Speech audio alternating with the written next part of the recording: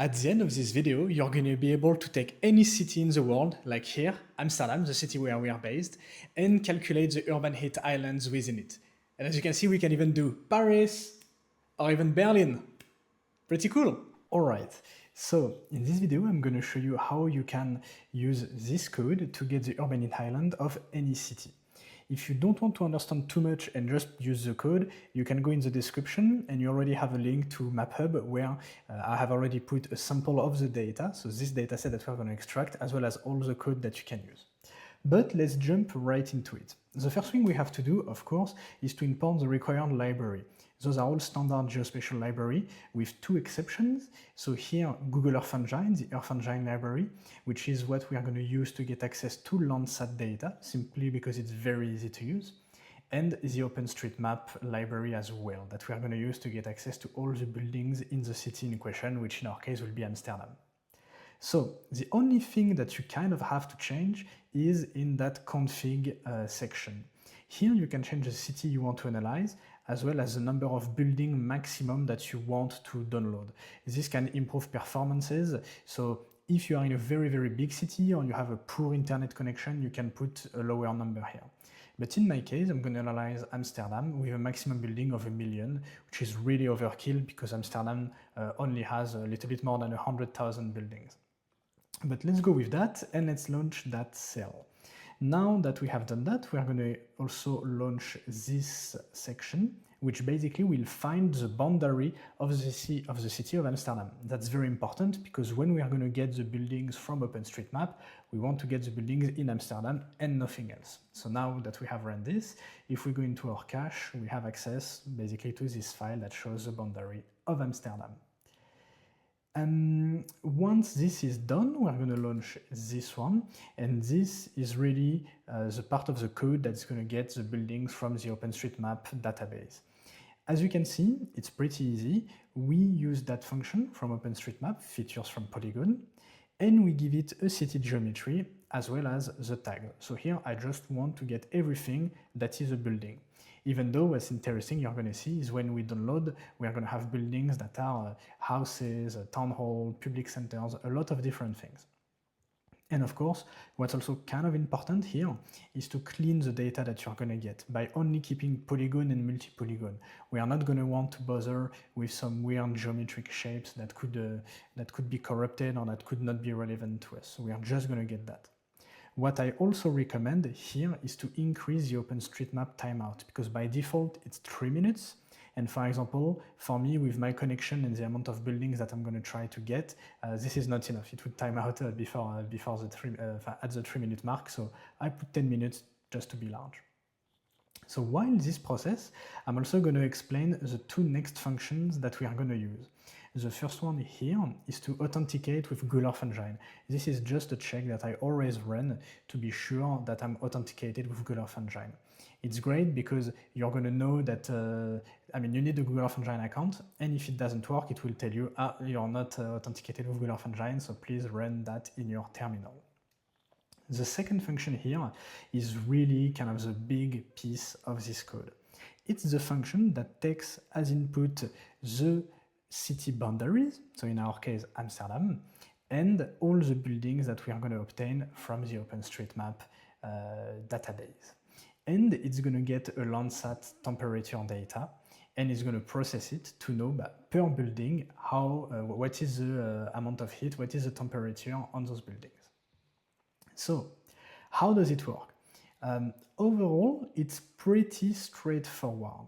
What we do is we define the city of Amsterdam area, and then we create the Google Earth Engine geometry, because Google Earth Engine works with their own data types, so you always have to create the Google Earth Engine data types. Then we are going to get Landsat 8 or 9 image, because those two have the same sensor that we are going to need. And as you can see here, that's what I do. I select the two collections, I merge them, I filter by Amsterdam, and then I filter by date. I want to look at the data in the summer, because that's kind of when we are interested for that type of data. After that, we obviously want to filter by the cloud cover to only have images with less than 20% of cloud, and we're also going to sort them by cloud cover. So when we select the first image of that image collection, in theory, it's going to be the one with the least amount of clouds.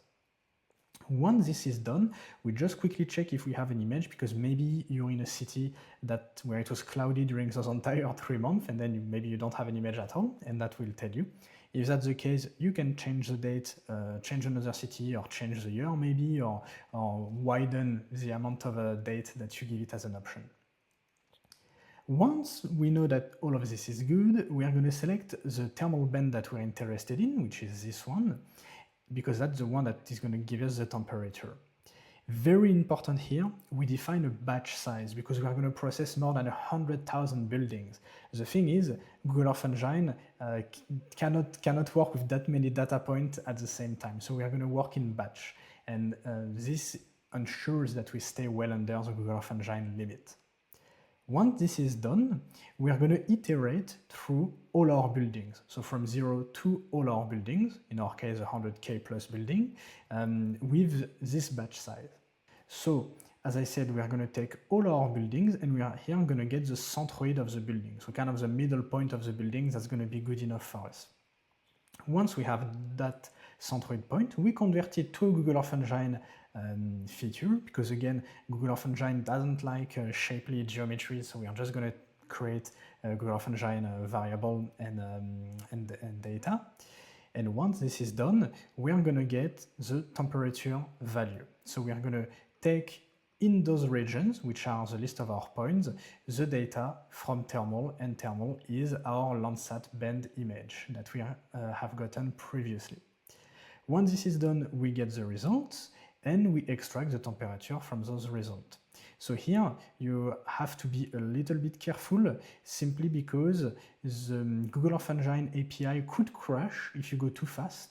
So we are going to put a little bit of delay. Usually, I know I don't like to put a sleep function as well in my code, but in that case, it's going to ensure that we don't have any problem. Once this is done, we have processed all the batches, and so we have all the data for all the points already immediately. But this data is not immediately usable, simply because it's not exactly in Celsius, right? Which is the only metric, obviously, that we tolerate here. So we are going to take all those buildings, and we are going to just apply a formula to get back to Celsius. And so this is what we have to do as a formula. As you can see, this is to translate into kelvins, and this is then to translate into Celsius. And once we have that, we are just going to print. So first of all, of course, yeah, we are going to drop all the buildings where we don't have any data, because they are not going to be interesting. And we are also going to print how many buildings did we get, what is the minimum temperature that we got, what is the maximum, because those can be very interesting as well. And you're going to see in our case there might be some corrupted data, so that's interesting as well. If I go up, as you can see, we have gotten already all the buildings while I was explaining those functions. So we have 170,000 buildings in Amsterdam. Now that I have those, I'm going to run this part of the script, which is going to use those two functions explained previously. Here, what we do is we are going to try to get the temperature using that function of all the buildings. So basically, we run that thing. And what we are also going to add is we are going to bin those results, so that every point we can also know in 4 categories if it's among, let's say, the lowest quartile, the lowest middle one, the upper middle one, or the higher quartile.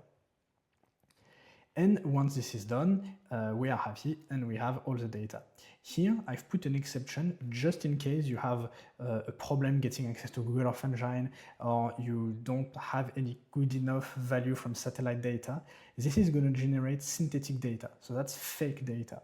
But at least you can try the process and you're going to have buildings with value on them. But those are just random values, right? So this is just in case you don't get access to Google Earth Engine or to a Landsat data.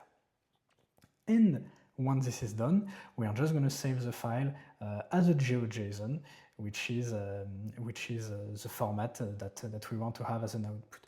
You can store it in other ways, obviously, but I like GeoJSON because you can read row by row, so it's quite easy for experimentations like this. Right. And as you can see here, it's processing all our data. It's going to take a little bit of time because we have 170,000 buildings. And once this is done, this is just a little summary function. I always like to have those because it's going to remind us which city did we analyze, how many buildings are we talking about, what is the range of temperature of those buildings, and basically what type of data did we analyze. Was it synthetic data or was it like a real Landsat image?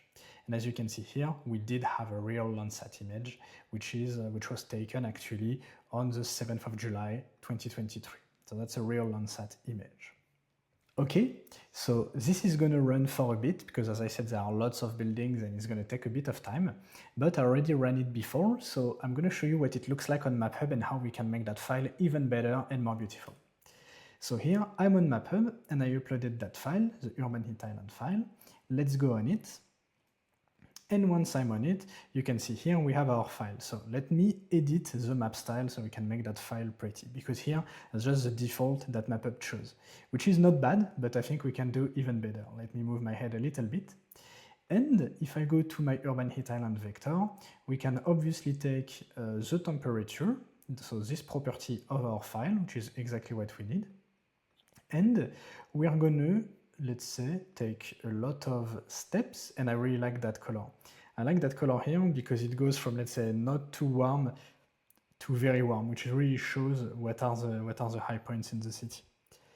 Okay, and so now we have our beautiful map visualization, and you can see kind of how it looks. So this is, for example, our offices. We are around here in the city of Amsterdam, and yeah, it's not too warm right now. Of course, the data is 2023, but that's pretty interesting. You can see the hot points here. Actually, kind of funny, a data center very hot.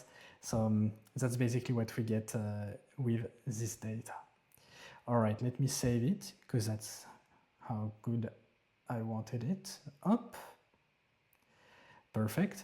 And of course, I'm going to add some description, some tags, the sources, because you always need to put as the sources, Google Earth Engine and OpenStreetMap. And in the README of our map, I'm also going to put the code. So when you look at the description, you're going to have access to the entire code.